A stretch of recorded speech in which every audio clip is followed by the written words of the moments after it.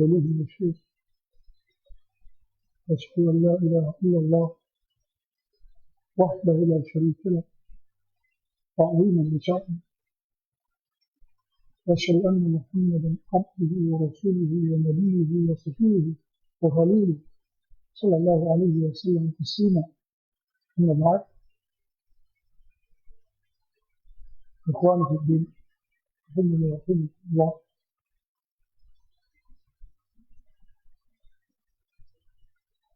أولا نقول أحبكم في الله، ونشكر الله سبحانه وتعالى على هذه النعمة الكبيرة العظيمة.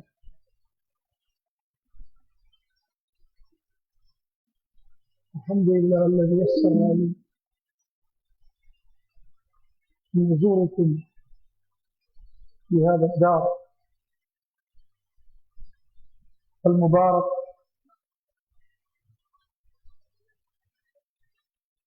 الذي نفع الله به الإسلام والمسلمين إن شاء الله تعالى.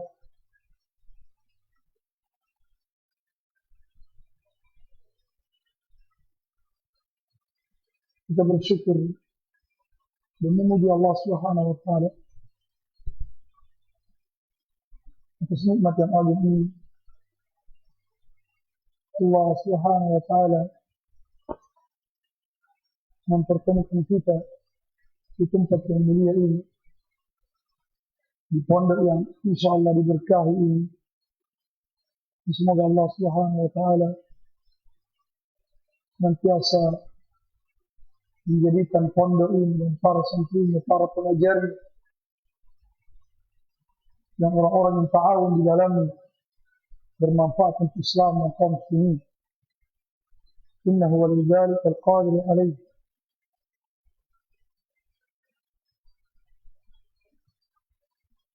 Dan wajib untuk kita semuanya dan orang-orang yang ada di selayar ini bersyukur atas keberadaan pondok ini.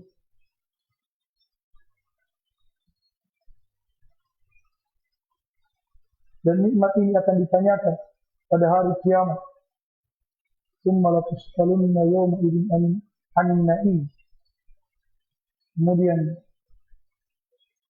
kalian akan ditanya pada hari tersebut, pada hari kiamat, tentang nikmat-nikmat, termasuk nikmat yang sangat besar ketika dimudahkan di lingkungan kita, di kampung kita adanya pondok pesantren. Maka para orang tua akan ditanya pada hari kiamat ketika anak-anaknya tidak tahu perkara tauhid, tidak tahu perkara sunnah, tidak tahu baca Al-Quran, tidak tahu tafsir Al-Quran. Orang tuanya akan ditanya.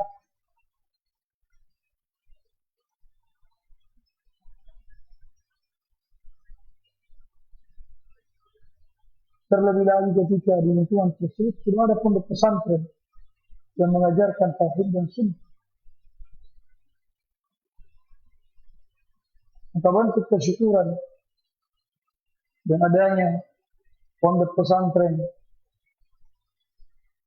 adanya ustadz yang mengajar, yang menyeru kepada tauhid dan sunnah Nabi sallallahu alaihi wasallam dengan mendorong anak-anak kita memasukkannya ke pondok pesantren. Dan termasuk diri kita wajib untuk hadir di majelis ilmu, wajib untuk mempelajari agama Allah Subhanahu wa Ta'ala.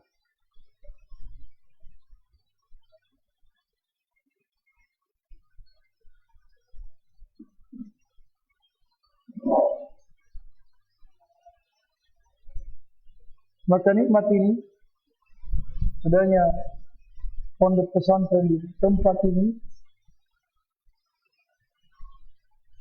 akan ditanyakan oleh Allah Subhanahu wa taala. Seluruh masyarakat yang ada di sekitar pondok pesantren ini akan ditanya. Maka wajib kita mensyukurinya dengan menuntut ilmu agama di tempat ini, mendorong anak-anak kita, keluarga kita untuk hadir, bahkan ikut ta'awun di dalam pembangunannya, ikut ta'awun di dalam penyebaran dakwahnya.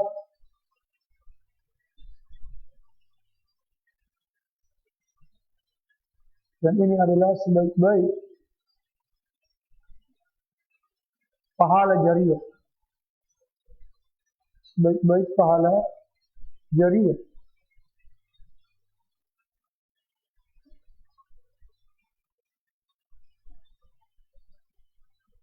Idza mata al-insan yanqata'a amalu. Dalam hadis Abu Hurairah radhiyallahu anhu, kata Rasulullah sallallahu alaihi wasallam, apabila manusia meninggal, amalannya sudah terputus.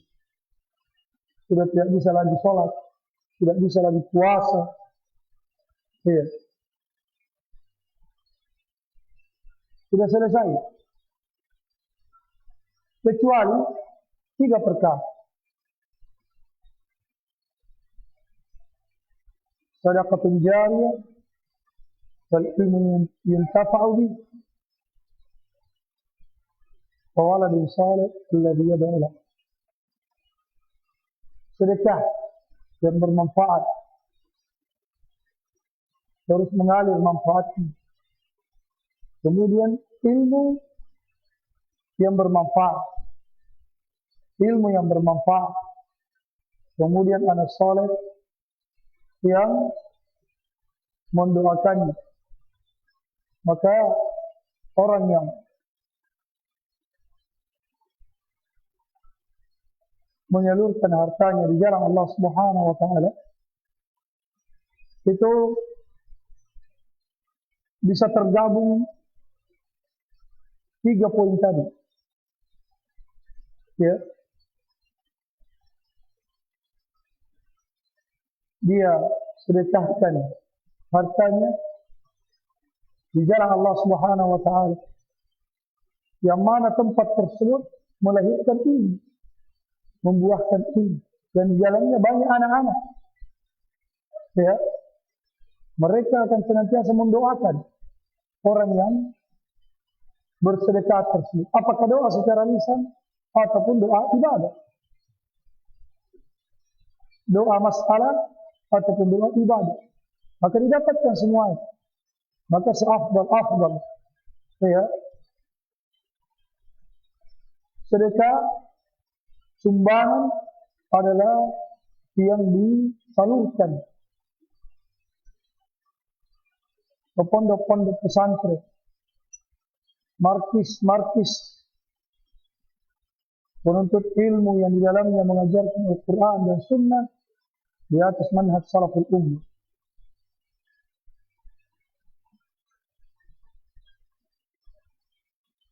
Alhamdulillah, wajib untuk kita bersyukur, khususnya kepada para penuntut ilmu yang ada di selayar ini, dan juga kaum muslimin secara umum. Allah Subhanahu wa taala memudahkan di tempat kita ada seorang pengajar, ada seorang ustaz. Alhamdulillah ada ustaz yang kita tuakan, Ustaz Zain, ada Ustaz Irfan Abu Hafs, ada Ustaz Andi Irwan. Maka wajib untuk kita mensyukuri nikmat ini dengan senantiasa beristighfar dari mereka. Betapa banyak pondok megah, banyak santrinya, tapi tidak ada pengajarnya. Ya, tidak ada pengajarnya.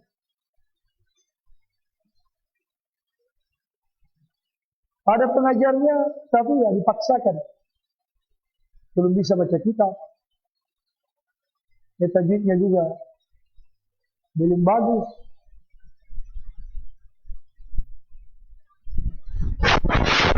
Dan di tempat kita ini alhamdulillah Allah mudahkan. Bahkan ada di antara pengajarnya yang sudah duduk langsung di hadapan para ulama. Di negerinya para ulama. Di negeri Yaman.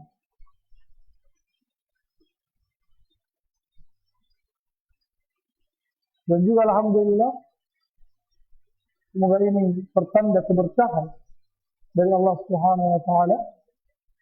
Ada beberapa dari putra daerah dari Selayar ini dimudahkan oleh Allah menuntut ilmu ke negeri Yaman. Mereka yang sudah ada di Yaman dan sebagian di antara kalian dalam waktu dekat juga akan berangkat ke Yaman. Itu nikmat yang wajib untuk disyukuri. Ya. Dan semoga ini pertanda bahwasanya Allah Subhanahu wa taala menginginkan kebaikan untuk kita semuanya di tempat ini.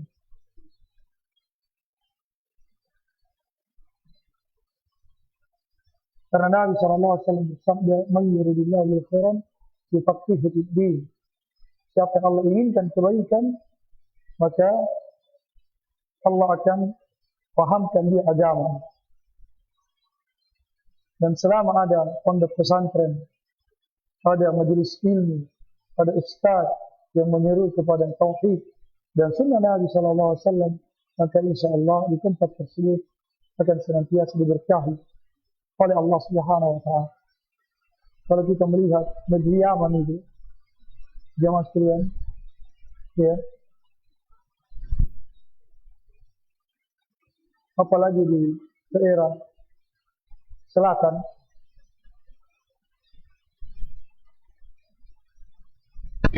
di Tius, di Makau,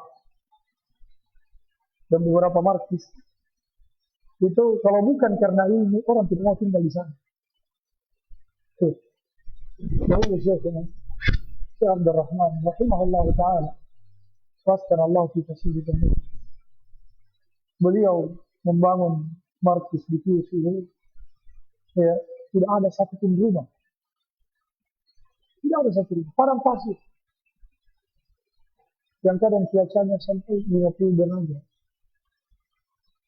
bahkan lebih. Kita mandi saja, ya, di jam 7 pagi itu panasnya air yang biasa.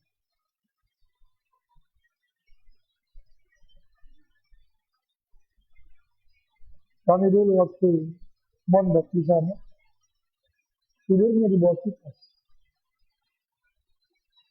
Ya, jam 2 malam tidur di bawah kipas, itu panas.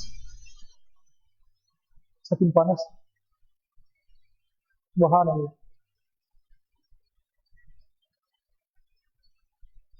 Syekh Abdul Rahman rahimahullah taala, Aghfarallahu wa liyadil,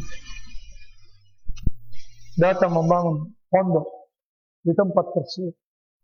Beliau mulai dengan membangun rumahnya, kemudian membangun masjid. Ya. Subhanallah. Andai kata tidak ada syekh di sini, tidak ada Syekh Abdul Rahman, tidak ada markis, tidak ada majelis ilmu, tidak ada orang mau datang. Tidak ada orang mau datang. Karena panas sekali tempat tersebut. Tidak ada pohon. Kalau sekarang sudah ada pohon, alhamdulillah. Dulu tidak ada pohon. Kalau datang badai, angin kencang, itu sampai, ya, mungkin sampai 1 jengkal itu tebalnya debu, ya, yang dibawa oleh angin, masuk ke sakan. Kita kadang belajar di satah, di rooftop. Itu kalau datang badai, subhanallah, berdebu kita semua, coklat tidak punya baju putih. Iya. Padahal kalau kita jadikan, iya, gunung pasir sebagai tanda, di suatu tempat, itu tidak bisa. Karena sebentar gunung ini pindah. Gunung pasir tersebut pindah. Dengan apa? Dengan angin kencang. Namun subhanallah, sampai detik ini ribuan orang hadir di markis tersebut dan sabar bertahun-tahun. Sabar bertahun-tahun tinggal di tempat ini. Bahkan ada yang membawa istri dan anak-anaknya. Bukan cuma penduduk lokal di Amerika, dari Eropa, berdatangan ke tempat tersebut. Disebabkan karena adanya majelis ilmu, adanya alim ulama. Bahkan lebih besar daripada itu, hanya apa yang telah ditempuh oleh Syekh Mukbil rahimahullah ta'ala di sebuah daerah terpencil di Sa'adah, provinsi Sa'adah, tepatnya di Damaj. Beliau datang dengan seorang diri, membawa ilmu agama, tidak membawa jabatan, tidak membawa harta.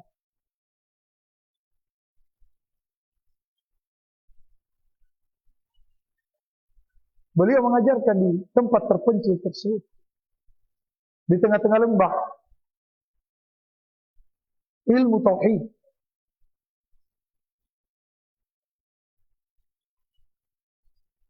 Yang hadir awalnya cuma 1-2 orang. Bahkan beberapa kali beliau dipenjara karena beliau berdakwah di tengah orang-orang Syiah. Bahkan beberapa kali beliau dicoba untuk dibom. Percobaan pembunuhan kepada beliau luar biasa. Bahkan pernah kejadian setelah muhadarah, beliau keluar tinggalkan masjid baru meledak bom. Karena mendakwakan tauhid dan sunnah Nabi sallallahu alaihi wasallam.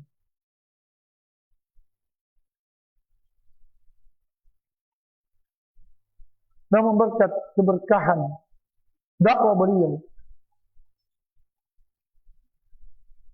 dan insyaallah itu adalah pertanda keikhlasan beliau di dalam berdakwah.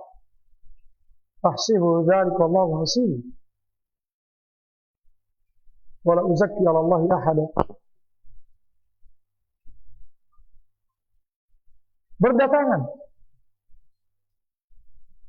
menuntut ilmu dari seluruh penjuru dunia. Puluhan ribu santri-santri beliau. Dan menakjubkannya, semuanya gratis. Semuanya gratis. Subhanallah.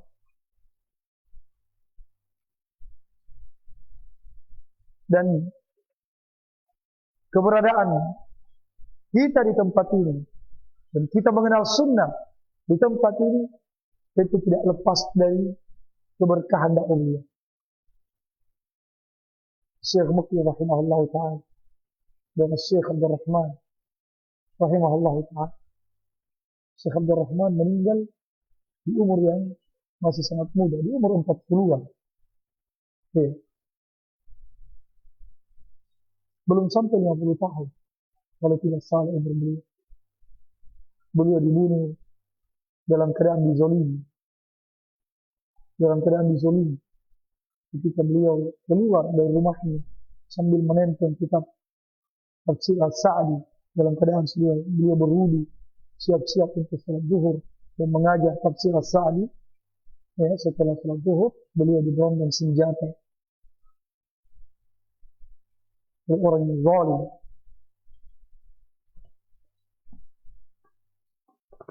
Semoga Allah Subhanahu wa taala menjadikan beliau syahid. Amin ya rabbal alamin. Ikhwani fi din rahimani wa rahimakumullah. Pembahasan kita pada kesempatan ini tentang firman Allah Subhanahu wa taala, "Iyyaka na'budu wa iyyaka nasta'in." Iyyaka na'budu wa iyyaka nasta'in.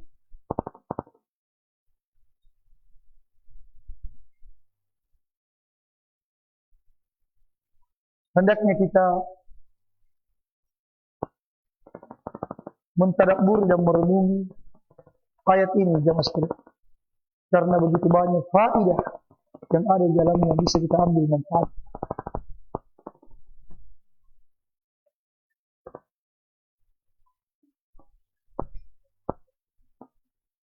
Dan mentadabburi Al-Quran ini wajib pada seluruh ayat-ayatnya, dan akan banyak manfaat yang akan kita dapatkan. Qala Allah Ta'ala, kitabun anzalnahu ilaika mubarakun liyadabbaru ayati.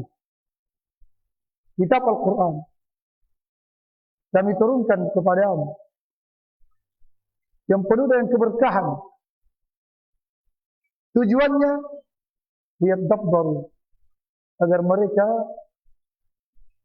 mentadabburi ayat-ayatnya, ayat per ayat diperintahkan untuk kita tadabburi.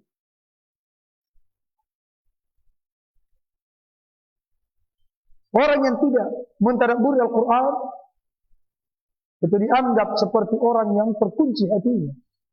Afala yatadabbaruna Al-Quran am ala qulubihim aqfaluha. Tidakkah mereka mau mentadabburi Al-Quran, atau pada hati-hati mereka ada gembok-gembok?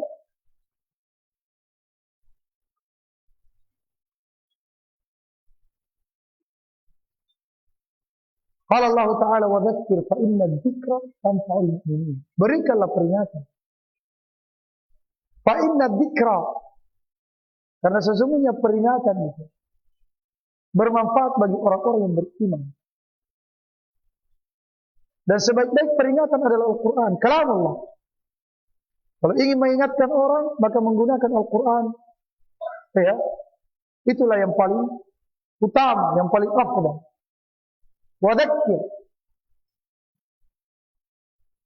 kita disuruh mengingat,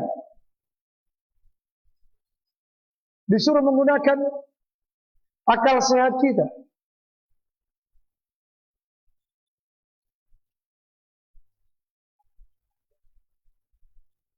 Setelah itu fa inna dzikra, fa, apa faedahnya fa? Huruf apa fa? Tidak. Ada yang belajar ini? Huruf apa ini fa? Termasuk huruf apa? Atau. Ya. Barakallahu fiikum. Ya. Atau. Apa maknanya? Litartib. Litartib urutan. Wa dzakir fa inna dzikra. Beri peringatan. Nanti setelah mengingat, setelah berpikir, baru apa? Baru setelah itu, peringatan itu bermanfaat. Ya, jadi manfaat itu muncul setelah kita mengingat, setelah kita berpikir, baru muncullah manfaat. Siapa saja yang mengingat, apalagi kalau dia mengingat firman Tuhan Allah Subhanahu Wa Taala, pasti akan membuahkan manfaat. Datang setelah. Maka mari kita coba tadabburi dan menyelami kandungan yang ada di balik firman Allah Subhanahu wa taala, iyyaka na'budu wa iyyaka nasta'in. Kita berharap mendapatkan banyak faedah dan manfaat di dalam mentadabburi ayat ini. Di surah Al-Fatihah sepakat para ulama, jumlahnya ada 7 ayat. Ya, jumlahnya ada 7 ayat.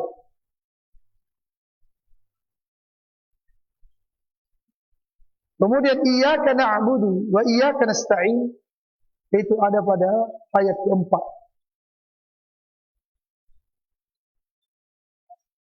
Yang mana 3 ayat pertama itu untuk Allah Subhanahu wa taala, haknya Allah.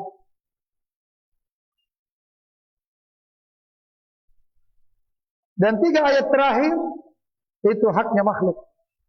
Dan yang pertengahan, iyyaka na'budu wa iyyaka nasta'in, itu terbagi 2. Penggalan iyyaka na'budu untuk Allah, wa iyyaka nasta'in untuk hamba.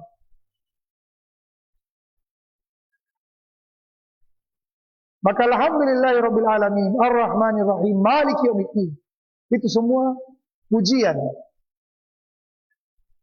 sanjungan dan pengagungan kepada Allah Subhanahu wa taala. Sebagaimana dalam hadis qudsi kata Rasulullah sallallahu alaihi wasallam, qala Allah taala, qassamtu as-salata baini wa baina 'abdi nisfain. Saya membagi as-salat. Saya membagi salat antara saya dengan hambaku dua bagian. Apa yang dimaksud salat di dalam hadis ini? As-salat itu surah Al-Fatihah. Surah Al-Fatihah nama lain dari surah Al-Fatihah adalah as-salat. Qassamtu as-salata baini wa baina 'abdi. Saya membagi salat antara saya dan hambaku menjadi dua. Ya. Jadi salat itu nama lain dari surah Al-Fatihah. Karena Al-Fatihah memiliki beberapa nama. Al-Fatihah, pembuka. Kenapa dikatakan pembuka? Karena dia adalah surat yang pertama kali dibaca ketika sholat. Setelah takbiratul ihram, surat Al-Quran yang pertama kali dibaca adalah Al-Fatihah. Karena doa iftitah bukan dari ayat-ayat Al-Quran, dia dari hadis. Makanya dikatakan Al-Fatihah, pembuka sholat. Dan juga Al-Fatihah dikatakan Al-Fatihah karena pembuka surat di dalam Al-Quran. Al-Quran dibuka dari sebelah kanan. Ketika dibuka, pertama kali yang didapati adalah surah Al-Fatihah. Iya, Al-Fatihah juga disebut dengan Ummul Quran, induknya Al-Quran. Karena seluruh isi Al-Quran itu porosnya kembali, makna-maknanya ada di dalam surah Al-Fatihah semuanya. Ada dalam surah Al-Fatihah semuanya. Dan Al-Fatihah intinya adalah iyyaka na'budu wa iyyaka nasta'in. Dan Islam seluruhnya itu intinya kembali kepada iyyaka na'budu wa iyyaka nasta'in. Jadi as-salat tadi nama lain dari surat Al-Fatihah. Banyak penamaan surah Al-Fatihah, disebut juga as-syifa, obat. Ya. Kenapa Al-Fatihah disebut dengan as-salat? Kata para ulama, karena salat tidak akan diterima kecuali dengan apa? Kecuali dengan membaca surah Al-Fatihah. Al-Fatihah rukunnya salat. Iya. Al-Fatihah rukunnya salat. Tidak ada salat tanpa Al-Fatihah.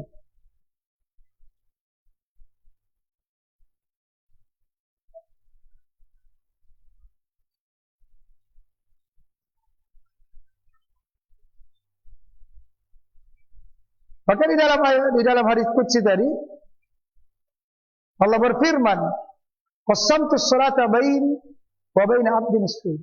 Saya membagi as-salat antara saya dan hambaku menjadi dua.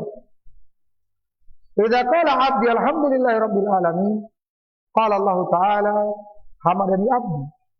Apabila hambaku membaca alhamdulillahirabbil alamin, maka Allah menjawab hambaku memujiku. Ya. Alhamdulillah dan syukur ini beda. Ya. Alhamdulillah itu pujian kepada Allah Subhanahu wa taala. Baik dalam keadaan kita mendapatkan nikmat ataupun tidak. Bahkan Rasulullah SAW sekalipun mendapatkan musibah tetap memuji Allah. Ya. Makanya kita disyariatkan membaca alhamdulillah ala kulli hal. Segala pujian bagi Allah dalam seluruh kondisi. Mau dapat nikmat ataupun tidak. Bahkan kata terbentur kepada kita, ya, di pintu kita katakan alhamdulillah ala kulli hal. Segala pujian bagi Allah. Kenapa? Seluruh perbuatan Allah terpuji. Yang tidak terpuji perbuatan kita. Maka Allah selalu dipuji dalam seluruh perbuatannya, termasuk takdirnya, ya, yang menetapkan bahwa kepala kita terbentur. Kita puji Allah karena perbuatannya. Dan dibalik setiap perbuatan Allah itu pasti ada hikmah. Ya, ada hikmah di baliknya. Ada keadilan. Sehingga kita hendaknya selalu memuji Allah Subhanahu wa taala. Adapun syukur itu khusus ketika kita mendapatkan nikmat. Ya, maka alhamdulillah dari sisi penggunaannya lebih luas dibanding syukur. Hanya dari alat yang digunakan syukur lebih luas dibanding alhamdulillah. Karena alhamdulillah itu di lisan. Adapun syukur di lisan, di hati kita yakini Allah pemberi nikmat dan kita buktikan dengan anggota badan. Itu perbedaan antara alhamdulillah dengan syukur. Ya. Dan kata Allah, "Wa idza qala 'abdi ar-rahmanir rahim", qala Allah Ta'ala, "Asna 'alayya 'abdi." Asna 'alayya 'abdi. Hambaku menyanjungku. Jadi kalau kita baca Ar-Rahmanir Rahim, maka Allah menjawab asna 'alayya 'abdi. Hambaku menyanjungku. Berarti sanjungan as-sana itu ketika pujian berulang. Alhamdulillahirabbil alamin, Ar-Rahmanir Rahim. Pujian berulang itu namanya as-sana. Malik yaumiddin. Wa idza qala 'abdi malik yaumiddin, qala Allah Ta'ala majjanani 'abdi. Kalau kita membaca malik yaumiddin, maka Allah menjawab hambaku mengagungkan. Ya.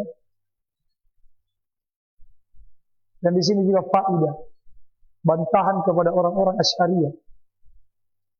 Ya. Orang-orang Asy'ariyah mengatakan apa? Mereka menolak bahwasanya Allah Subhanahu wa taala itu berada di atas arsy dan turun setiap sepertiga malam terakhir ke langit dunia. Kata mereka, ya, kalau sepertiga malam terakhir di Selayar jam apa di Amerika itu baru tengah malam, atau di Arab Saudi itu baru jam 11. Kemudian di Yaman jam sekian, di Inggris jam sekian. Sepertiga malam terus kalau begitu. Karena selesai Selayar, sebentar sepertiga malamnya di mana? Di Jakarta. Iya. Sebentar lagi sepertiga malam lagi di mana? Iya. Di Thailand. Sebentar lagi di Oman. Sebentar lagi. Berarti Allah turun terus. Iya. Maka di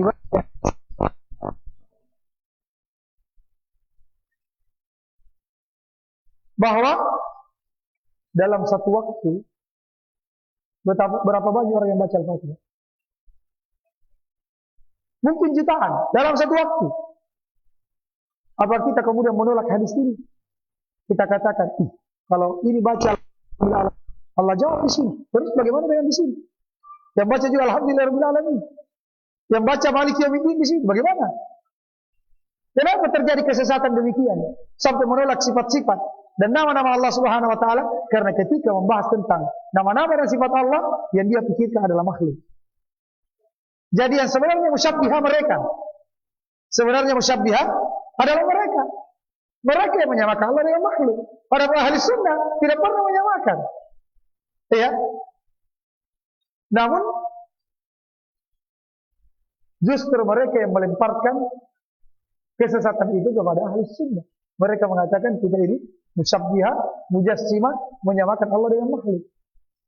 Karena kita menerima dan mengimani nama-nama dan sifat-sifat Allah Subhanahu wa taala yang datang dari Al-Qur'an dan Sunnah tanpa kita ta'wil, tanpa kita tahrif, tanpa kita tasbih, tanpa kita ta'til, dan tanpa kita takyif. Kita bagaimana? Kita terima seluruh nama-nama dan sifat-sifat Allah Subhanahu wa taala. Dan yaliqu bi jalali. Kita yakin nama-nama dan sifat-sifat tersebut sekalipun namanya sama, tapi hakikatnya beda, sesuai dengan keagungan dan kemuliaan Allah Subhanahu wa taala. Ya. Keagungan dan kemuliaan Allah Subhanahu wa taala.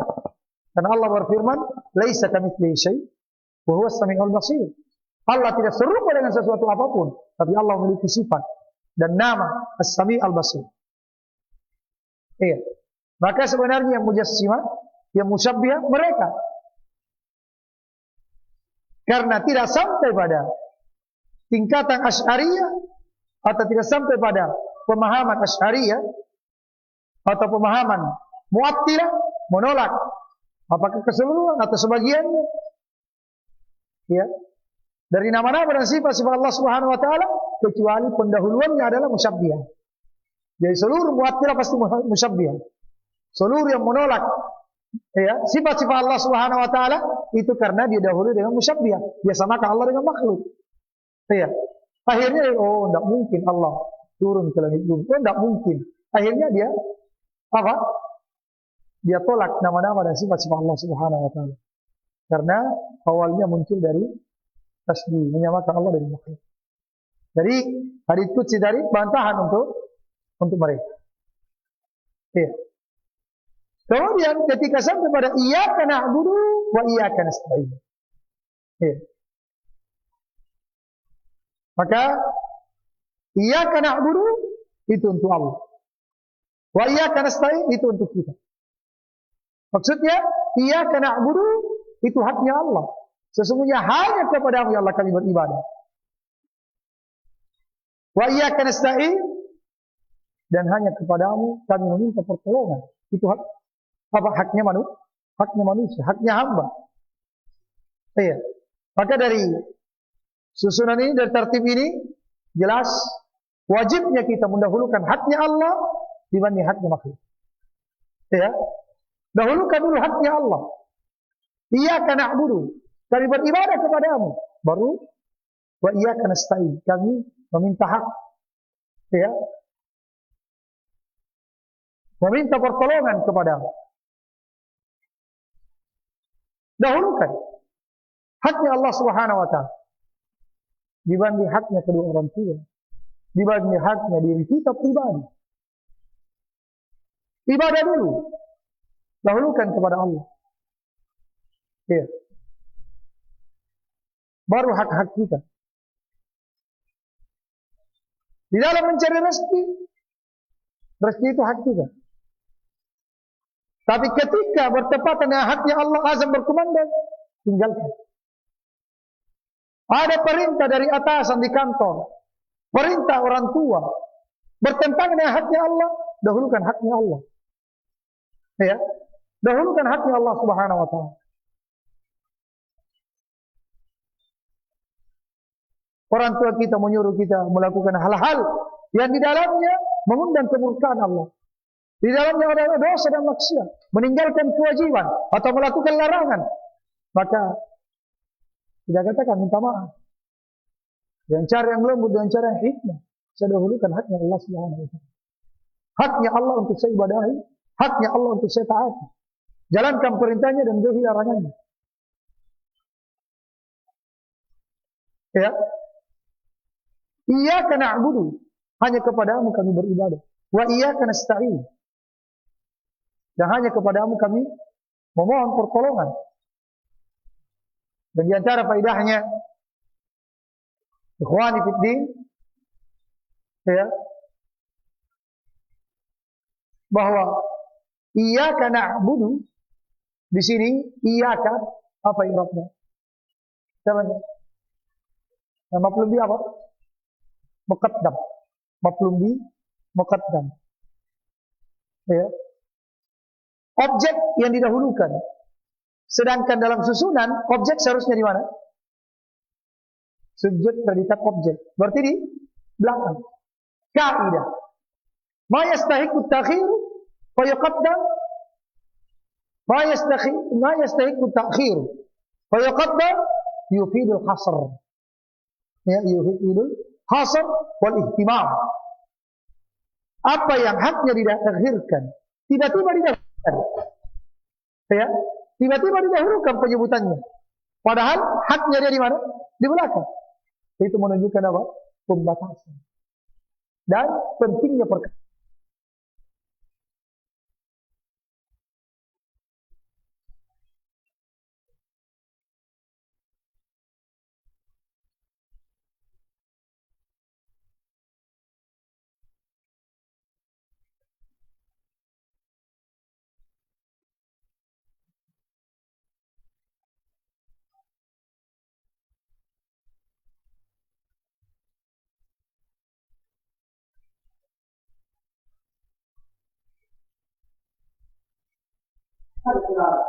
Yang seharusnya sebenarnya apa?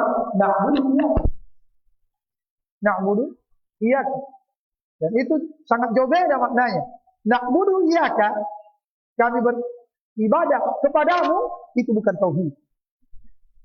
Ya, na'budu iyyaka, kami beribadah kepadamu, itu bukan tauhid.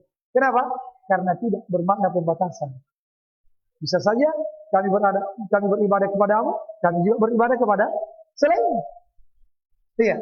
Karena kalau orang Nasrani ditanya, siapa yang kamu ibadahi? Dia katakan, saya beribadah kepada Allah. Betul. Tapi dia juga beribadah kepada yang mereka yakini sebagai anak Tuhan. Mereka beribadah kepada Allah, tapi dia tidak batasi bahwa ibadah itu hanya kepada Allah. Ya. Jadi asalnya na'budu iyyaka, kalau susunan susunan asal di dalam bahasa Arab. Kemudian didahulukan ma'mul, yufidul hasr, dahulukan objek, iyyaka na'budu, hanya kepadamu kami beribadah. Pembatasan, artinya tidak kepada malaikat, tidak kepada nabi, tidak kepada jin, tidak kepada apa, dan tidak kepada siapapun, hanya kepadamu ya Allah. Dan itu adalah tauhid. Makanya dikatakan, inilah intinya surah Al-Fatihah, dan inilah intinya Al-Quran, dan inilah intinya Islam. Karena tanpa ini tidak benar Islamnya seseorang. Tidak akan benar Islamnya seseorang. Ya. Makanya ini wajib dibaca, baik di salat wajib ataupun di salat sunnah. Iya. Di setiap rakaat. Di setiap rakaat. Iyyaka na'budu, hanya kepadamu kami beribadah. Dan tidak disebutkan ibadah apa, mencakup seluruh bentuk ibadah. Tidak boleh kita serahkan kecuali hanya kepada Allah Subhanahu wa taala. Hanya kepada Allah saja. Apakah itu doa? Doa adalah ibadah. Ud'uuni astajib lakum. Berdoa kalian kepada aku, maka akan aku kabulkan. Maka siapa yang berdoa meminta ya malaikat Jibril, ya, dia minta ya Rasulullah, isfi'ni, berikan saya syafaat. Dia memohon kepada Rasulullah, maka ini kesyirikan. Ya, dia telah memberikan satu bentuk ibadah kepada Nabi Muhammad sallallahu alaihi wasallam.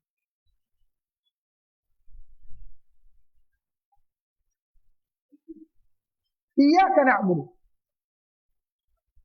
hanya kepadamu kami beribadah. Pada seluruh bentuk ibadah kami, lahiriah ataupun batiniah. Apa itu ibadah?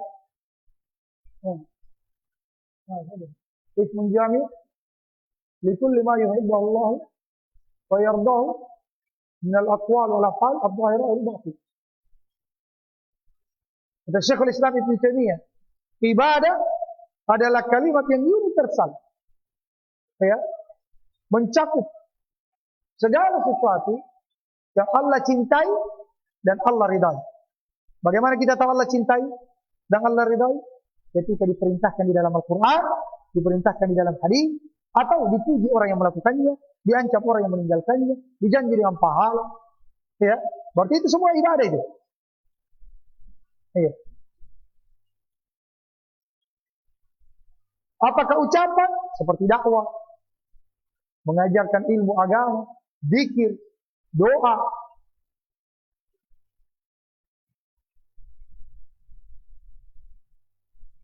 baik ucapan lisan ataupun ucapan hati. Ya. Seperti asyid, jujur kepada Allah Subhanahu wa taala.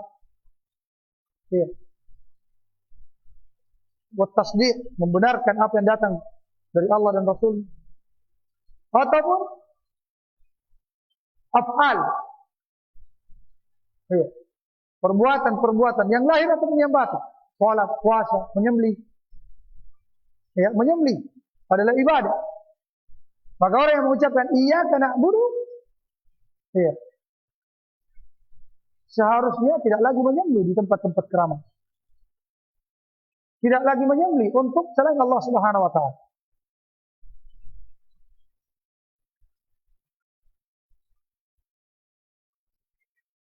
Masuk rumah, beli mobil baru, Tidak seharusnya dia menyembelih untuk jin-jin tersebut atau untuk arwah-arwah nenek moyang mereka. Dikirimkan katanya halusnya dan keyakinan-keyakinan yang merupakan bentuk kesyirikan. Padahal dia sudah mengucapkan iyyaka na'budu. Artinya di antara artinya adalah sesembelihanku hanya untukmu ya Allah. Qul inna salati wa nusuki wa mahyaya wa mamati lillahi rabbil alamin. Katakanlah sesungguhnya salatku, sesembelihanku, hidup dan mati itu adalah karena Allah. Maka menyembelih pun itu adalah ibadah. Iya, ibadah. Jadi baik perbuatan lahiri ataupun batiniah. Amalan-amalan hati seperti tawakal. Ya. Tawakal. Yang kita sudah bahas tadi malam. Walaupun baru satu poin. Ya. Faidahnya. Buah manis dari tawakal. Siatur rezeki. Kemudian al-khauf, rasa takut. Jadi orang yang sudah mengucapkan iyyaka na'budu, seharusnya tidak boleh takut kecuali hanya kepada Allah. Ya. Tidak kepada jin-jin. Tidak kepada yang lain. Takutnya hanya kepada Allah Subhanahu wa taala. Dan faidah. Ya, faidah ini dapat dari majelis Syekh Sa'ad Asy-Syifri hafizahullah taala ketika membahas tentang rasa takut ini. Kata beliau, ya, sekalipun takut tabiat, karena takut terbagi dua, ya kan? Ada takut yang bentuknya ibadah dan ini tidak boleh kecuali hanya untuk Allah Subhanahu wa taala. Ada yang karena tabiat.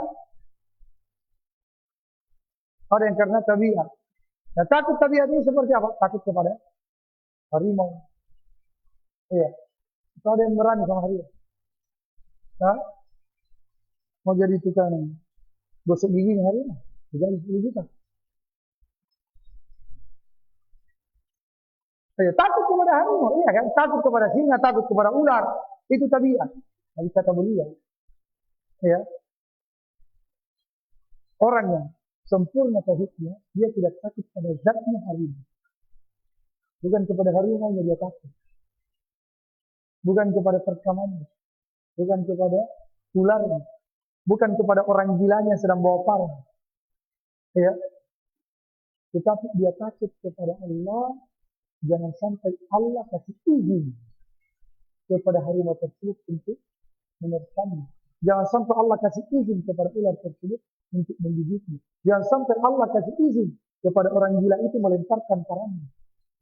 Jadi tetap poros takutnya kepada Allah Subhanahu wa taala, bukan kepada zat makhluk tersebut. Subhanallah. Saya selama ini kadang kita dengar pembahasan itu tabiat, artinya ya takut kepada ular, memang takut kepada ular, takut kepada harimau, ya. Tapi orang yang sempurna tauhidnya bukan kepada zatnya tersebut, tapi takutnya kepada Allah. Jangan sampai Allah kasih izin, ya, karena dia paham betul, dia yakin betul, ini harimau, ini singa, ini ular, ini orang gila tidak bisa bergerak kecuali dengan izin Allah, ya, tidak bisa menggigit, tidak bisa melemparkan parangnya kecuali dengan izin Allah, sehingga yang dia takutkan Allah Subhanahu wa taala. Dia takut tetap kepada Allah. Ya, subhanallah. Iyyaka na'budu wa iyyaka nasta'in. Hanya kepadamu kami beribadah. Maka seluruh bentuk ibadah itu kita murnikan kepada Allah Subhanahu wa taala. Ya.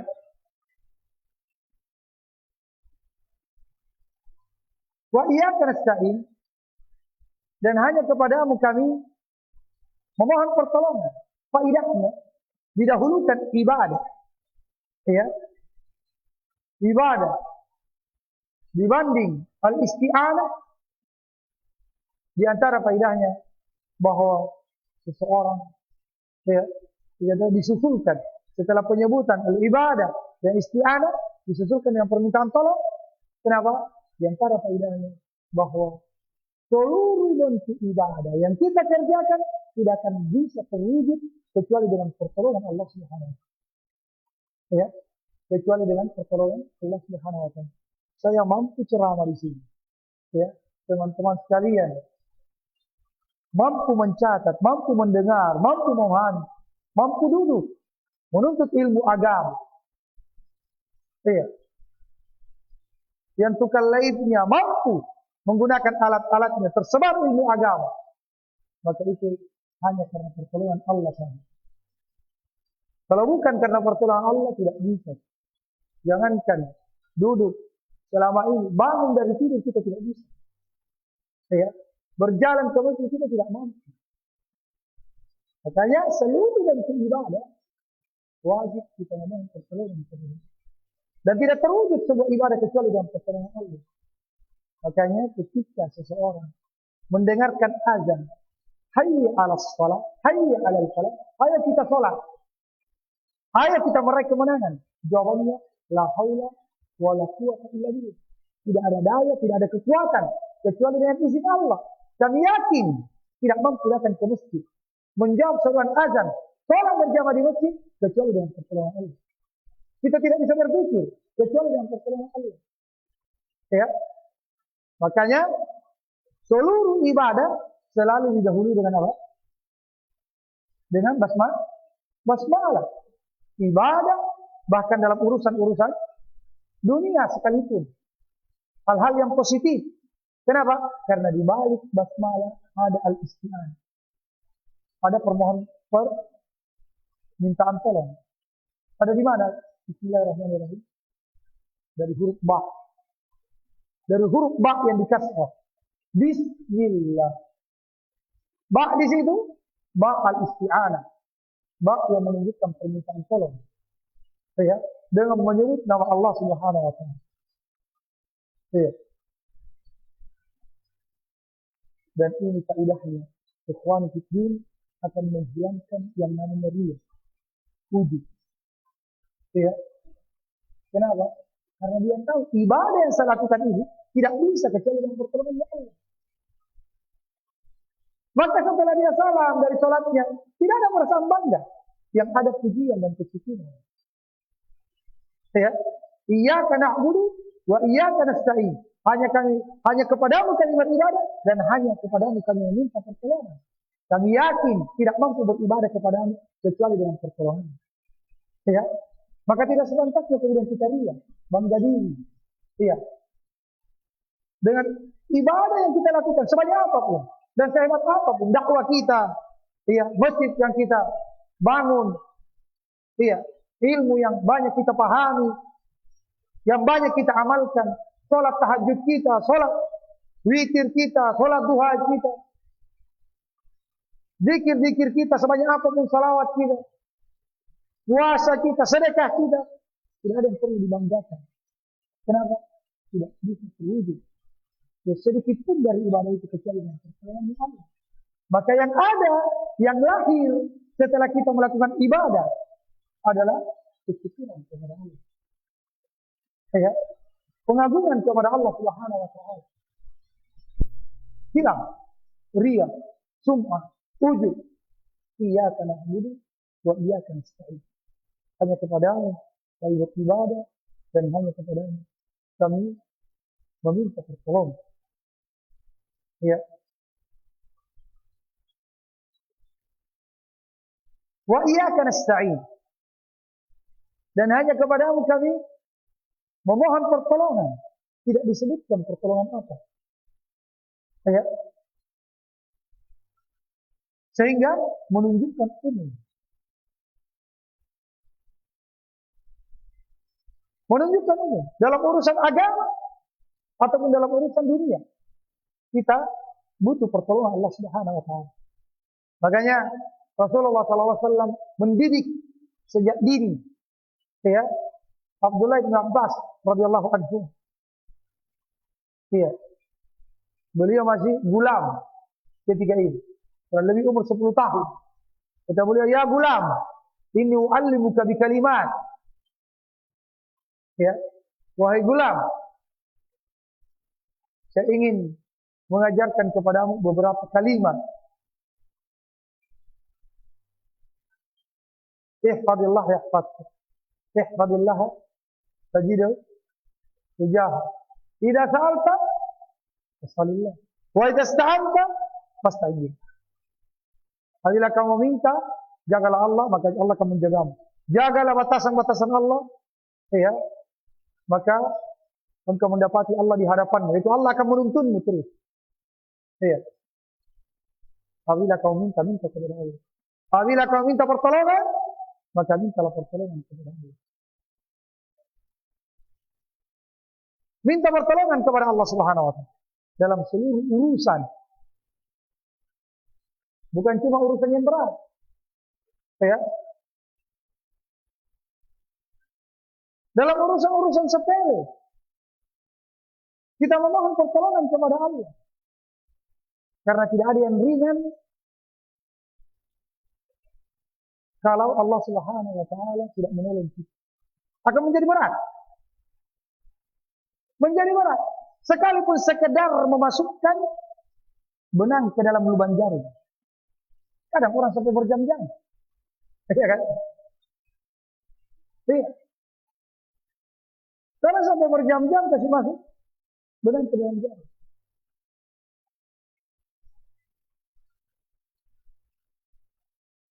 Maka sekecil apapun perkara, minta pertolongan dan bantuan kepada Allah. Banyak hal yang disepelekan, seakan kita mampu, ternyata berantakan karena tidak minta pertolongan kepada Allah. Tidak diawali dengan bismillah. Tidak diawali dengan bismillah, dengan menyebut nama Allah Subhanahu wa taala. Padahal tanya, gampang gini, mudah ini, makananku kalau begini. Ya. Sudah lama saya pelajari, sudah lama saya berlatih, ternyata tidak bisa. Tidak bisa. Kenapa? Dia tidak memohon pertolongan kepada Allah.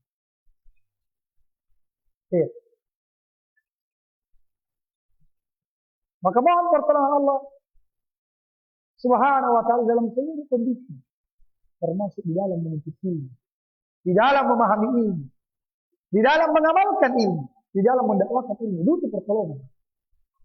Ya. Butuh pertolongan Allah Subhanahu wa taala.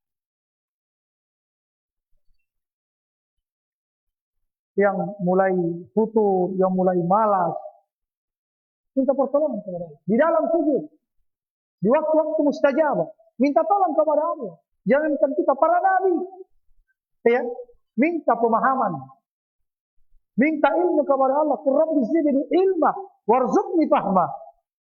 Lihat ya, doanya Rasulullah sallallahu alaihi wasallam. Qur rabbi zidni ilma warzuqni fahma. Ya Allah, Allah perintahkan kepada Rasulullah. Qul, katakan ya Nabi Muhammad, zidni ilma. Allah tambah ilmu. Yang kemudian saya cerdas IQ itu, ya, di atas rata-rata. Tidak perlu saya memohon kepada Allah. Kalau saya ulangi 10 kali ini, baca lembaran ini, saya hafal Muslim. Allahumma musta'an. Minta pertolongan kepada Allah. Rasulullah sendiri minta tambahan ilmu dan minta diberikan pemahaman. Jadi kalau lagi buntu-buntu kita, ya, belajar tasrif, belajar nahu, ya, berdoa kepada Allah Subhanahu wa taala yang telah membahamkan ilmu kepada Nabi Sulaiman dan mengajarkan nama-nama, mengajarkan apa? Bahasa, ya, binatang, bahasa binatang kepada Nabi Sulaiman. Bukan si Mama Guprong, ya. Dia itu tidak paham itu. Dia semutnya tidak mengerti, dia juga tidak mengerti. Ya. Allahul musta'an. Cuma banyak orang juga mau dikelabui.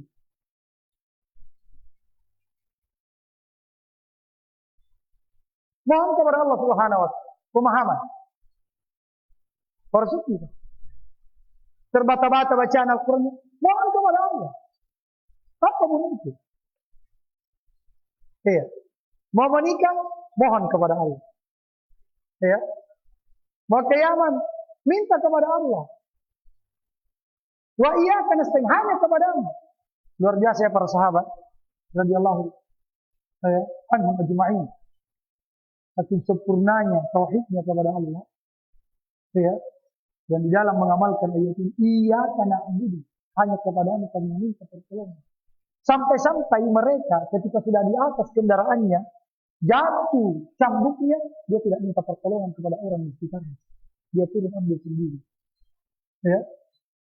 Karena dia tidak mau mengarahkan permintaannya kepada makhluk. Subhanallah.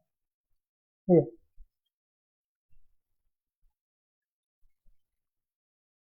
Makanya dididik anak-anak kita dari sejak kecil. Kalau dia minta sesuatu jangan langsung dikasih. Biasakan, minta dulu kepada Allah. Ya, kalau dia kasih firman ya Allah, mari kita kasih. Ya, ini saya mampu kasih kamu karena pertolongan Allah Subhanahu wa taala. Yang memberi hakikatnya Allah. Karena kapan Allah tidak kasih izin, tidak bisa bergerak untuk memberikan firman ini kepada Allah. Jangan biasakan anak itu sejak kecil bergantung kepada kita. Setiap dia minta dikasih. Akhirnya dia merasa hatinya bergantung kepada orang tuanya. Ya, mohon kepada Allah, minta kepada Allah, minta kepada Allah Subhanahu wa taala dalam seluruh urusan. Iyyaka na'budu wa iyyaka nasta'in. Hanya kami beribadah dan hanya kepada-Mu kami memohon pertolongan. Masih banyak faedah di balik ya ayat ini, namun waktu sudah 6:30, mudah-mudahan apa yang kita dengarkan bersama menjadi ilmu yang bermanfaat, yang menambah takut kita, harap kita dan cinta kita kepada Allah Subhanahu wa taala. Dan semoga Allah Subhanahu wa taala senantiasa menuntun kita di atas tauhid dan di atas sunnah Nabi sallallahu alaihi wasallam, melindungi kita dari berbagai macam kesyirikan dan penyimpangan sampai kita berjumpa dengan Allah Subhanahu wa taala. Dan saya memohon kepada Allah dengan nama-namanya yang maha indah dan sifat-sifatnya yang sempurna, semoga kita semua yang hadir di majelis ini dimudahkan oleh Allah Subhanahu wa taala masuk ke dalam surga Firdaus tanpa dihisab dan tanpa diazab. Innahu waliyudzalika al-qadir alaih. Naktabi bihadzal qadar. Subhanakallahumma wa bihamdik, asyhadu an la ilaha illa anta, astaghfiruka wa atubu ilaik. Assalamualaikum warahmatullahi